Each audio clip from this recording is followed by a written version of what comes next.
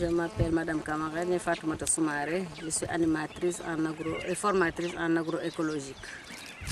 Andem? Andem, oui. Andem, à Poitiers et à Ngaga. D'accord. Oui.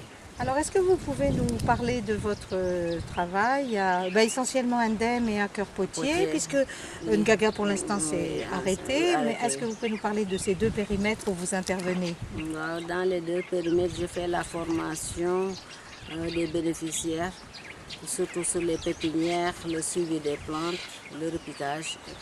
C'est ça que je fais avec les femmes. Est-ce que vous pouvez nous expliquer comment se passe une campagne de culture, de récolte après? Quand est-ce que vous commencez? Quand est-ce que vous finissez? La campagne, ça débute au mois d'octobre. C'est là qu'on met les pépinières en place. Donc de octobre, novembre jusqu'en décembre, on fait le repiquage. Quand on repique, on fait le suivi des plantes. C'est ce qu'on fait dans cette campagne. De décembre à mars jusqu'en avril, c'est la première campagne. De mai en juin, une deuxième campagne. Et on fait aussi une campagne hivernale avec les cultures de pluie, comme le maïs, les haricots, le bissap. D'accord. Alors vous formez combien de personnes en ce moment, enfin depuis le début du projet? Depuis le début du projet, on peut dire qu'on a formé un démo 12 participants parce qu'il y avait d'autres femmes qui étaient ici mais qui sont parties, donc elles ont bénéficié de la formation et 30 à Cœur-Potier. Pourquoi? Quand vous cultivez, une fois que vous avez récolté, qu'est-ce qui se passe? Quand on a fini de cultiver pour la récolte, il y a les dames, les vendeuses qui viennent nous acheter nos produits et les revendre parce qu'on a un marché hebdomadaire qui se tient au village le dimanche. Et les familles aussi achètent pour consommer. Au lieu d'aller acheter dans les autres marchés des produits qu'ils ne connaissent pas, tandis que là nous faisons des bio, c'est mieux pour la santé, donc, et puis c'est plus économique. Et puis ça prend moins de temps, aller jusqu'à Bambey, aller jusqu'à dans les autres marchés, c'est mieux de venir ici acheter tout bonnement. D'accord, alors à ce stade du projet, est-ce que vous trouvez que c'est réussi? Est-ce que vous êtes contente de l'implication des femmes? Oui, je suis à peu près satisfaite parce qu'on a pu faire des transformations de ce que nous cultivons. Ces temps passés, on a fait la transformation des fruits et légumes, des tomates concentrées. On a fait un autre atelier de la transformation des fruits. Donc on a fait des sirops de gingembre, de tamarin, de bissap rouge et de bissap blanc.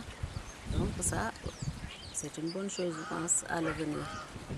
La transformation, il arrive des moments où les tomates sont en abondance.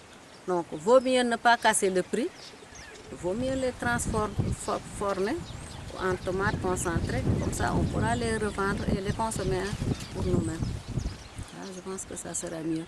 À l'avenir aussi, je compte faire des formations pour que moi, mon objectif, c'est de former des relais pour qu'à l'avenir, elles puissent devenir des animatrices comme moi pour aller vers d'autres villages, faire leur formation. Si on envisage d'élargir les parcelles, je pense que ce sera mieux de ne pas aller chercher d'autres animatrices, mais les animatrices du milieu.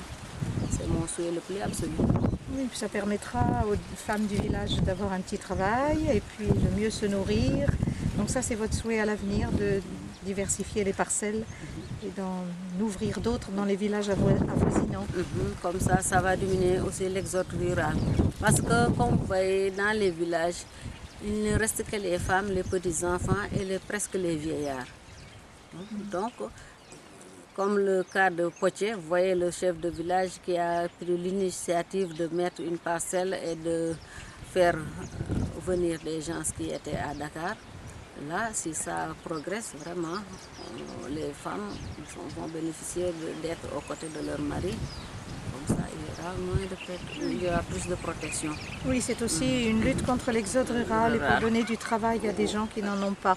C'est un très très beau projet, mais je suppose qu'il y a quand même des petits soucis, il y a encore des problèmes. Oui. Est-ce que tout se passe très très bien ou bien... Non, tout ne peut pas se passer très bien. Il y a des hauts et des bas. Surtout le problème de l'eau qui se pose. Ah, l'eau. Vraiment, l'eau est chère. Parce qu'actuellement, vous voyez les forages, comme ici à Lim, le forage est tombé en panne presque 10 jours, ce qui a ralenti nos activités. À Poitiers, comme vous voyez aussi là-bas, l'eau est très chère. Le mètre cube 125, c'est pas facile.